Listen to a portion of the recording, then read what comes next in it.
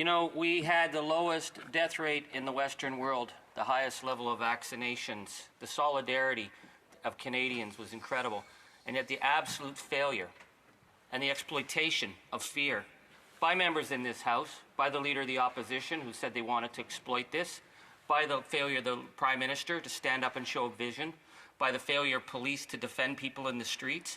We should never have been at this moment where we're looking like a failed state. I want to ask the Leader of the New Democratic Party, what steps will he take to hold this government accountable? Because they have failed us at every step of the way in this crisis. How can we trust them at this point? How can we say to Canadians, we will make their streets safe, we will return the rule of law, but we will make sure that they are accountable? How will we do that? The Honourable Member for Burnaby South. I really appreciate the question from the Honourable Member. I want to be clear to Canadians that we take this step with a lot of reluctance. We are not in any way proud that we're at a point in our country's history where the Emergencies Measures Act has to be implemented. We think this is a failure of leadership that got us to this point, a failure of taking the convoy seriously, and people were abandoned. Workers were abandoned. Residents of Ottawa were abandoned. And as a result, we're in this crisis.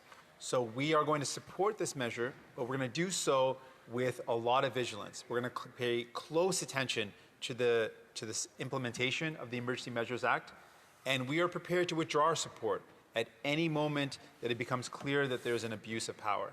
We have the powers to do so. There are a number of tools at our disposal, and we'll be paying very close attention to the way this Emergency Act is used, and we want to make sure it's used only for the goal of dealing with this convoy and this national crisis so that Canadians can have restored confidence in the ability of this country to be able to function properly, to protect them, to keep them safe.